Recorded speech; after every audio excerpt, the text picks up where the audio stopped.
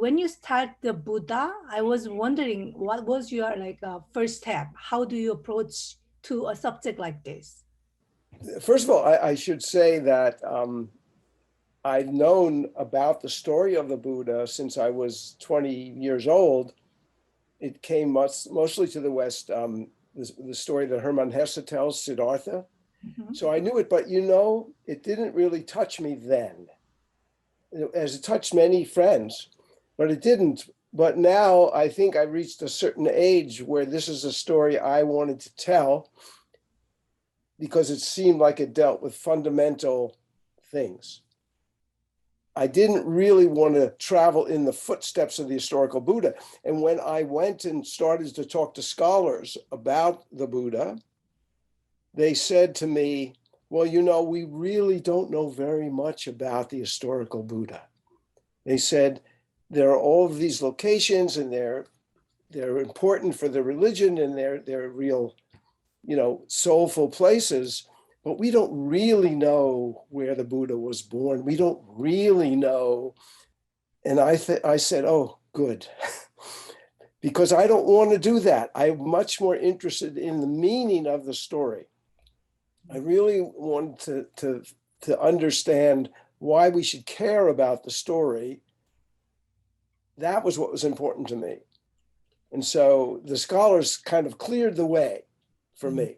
And so I would provide the historical context, which we can do. And we know a lot about the period, but we don't know about the Buddha, the real life, the real historical person. So all of these stories have larger meanings, and that's what I wanted to tease out. But did you also look into the film like Little Buddha by Bernardo Bertolucci or something like that also, or you just went through with the experts? So, you know, I read about the Buddha as well as talking to experts and saw films, but I really was on my own search to discover the meaning of the story. And then I chose certain people who could help me do that. Mhm. So you have a story of the Buddha who his mother dies when he's born. Well, you know, it's a kind of a mythological story, but what kind of meaning might that have? And so in our contemporary age, if you go to someone like Mark Epstein, who is a psychoanalyst, psychiatrist, who uses Buddhist techniques, well, he has a very interesting interpretation. What does it mean if your mother dies when you were younger? So those are the kind of things I was interested in. I said to W.S. Merwin, the poet, why does the Buddha point his hand toward the earth? His finger is always, why doesn't he point toward the sky? Why not toward the tree? So all of those things have deep meanings. And today, you know, for somebody like W.S. Merwin, the poet who is also very deeply concerned with ecology, he's sort of pointing to he is pointing to the earth as our mother, or where we live, the earth mother. In another age, people might have other interpretations. There have been many interpretations, but that's what I was interested in. How do we today understand and use the story of the Buddha for our own life? Also, yeah, you mentioned you didn't know really about Buddha, but a figure like Buddha, people still have some preconceived notions about who he was and what kind of religion Buddhism is. And I'm wondering how this process of making this documentary changed you in some way about your perception or. Here's what I would say. I am not a Buddhist, but I think that the Buddha has so much to teach us that anyone, whether they're a Christian or Jewish or Muslim, or even a secular person, can make so much good use of what the Buddha has to say, his insights, his way of living.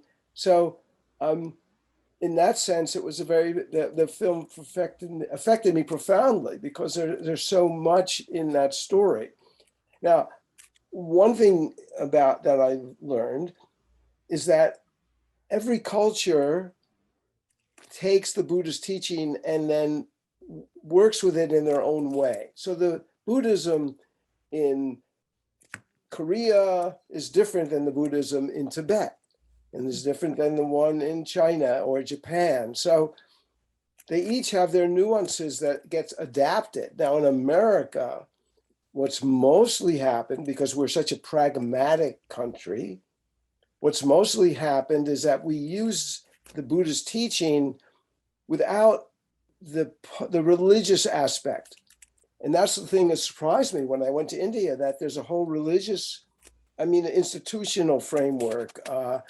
And we don't use that so much here. I'm not saying this is worse. I'm not saying it's better. I'm just trying to describe what happened. So we use it here in America as a psychological support, as a way of calming, all of those things. Well, the Buddha had much more than that, this whole ethical system. And there's a tremendous amount that we tend to miss here.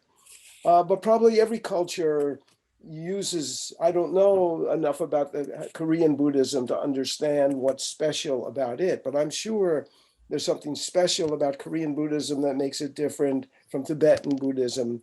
Tibetan Buddhism seems to need to have a lot of mystical, esoteric rituals that you wouldn't have in other places for very good reasons. So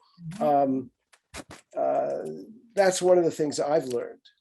Also, you met many experts, and like Richard Gere did the narration, and you met Dalai Lama, and Professor Robert Thurman has visited Korea many times also. So I was wondering, are there any special behind the stories that you'd like to share with us? I should talk about the Dalai Lama first, because it was such a special privilege to get to talk to him. And it is the most serious fun I've ever had. It's wonderful feeling to be with him, and at the same time, he's very, very serious, but it's in a way where you feel uplifted and you want to smile all the time. One thing that happened was I asked for an interview, and I got back an email that said, the Dalai Lama will be in such and such a place at such and such a time, on such and such a date. So, okay, this was like 6 months from now. Put it down. I was going to be there. I didn't say, well, can we have another date? I know he's busy. He represents a whole government. I was there. They say you will be able to have 20 minutes. Mm-hmm. And I was so much I could talk to him about.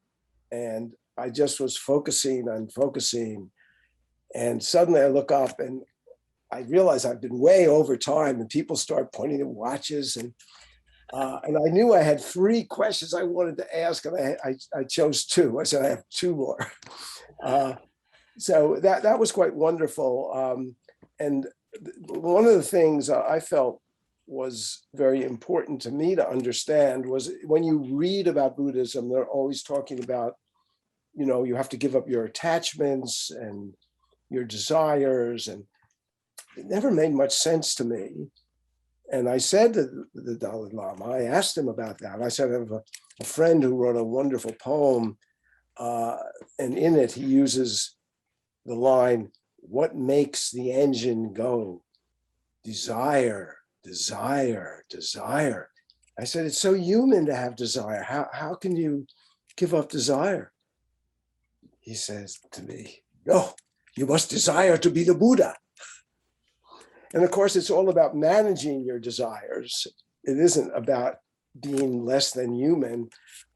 So that was very helpful to me to understand about managing desire rather than giving up desire. I don't think I could live giving up desire, but I don't think anybody can. Also, it's been like 11 years since the release of the Buddha, right? It was released in 2010.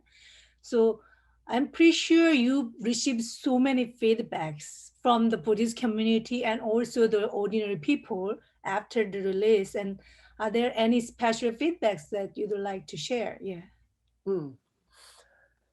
Well, I think for the most part, people were just grateful to have the story told in a contemporary way. That is in our medium, and to be told simply and directly. And so I think that was my main feedback. There was some feedback. There was, as I remember, there was some feedback from,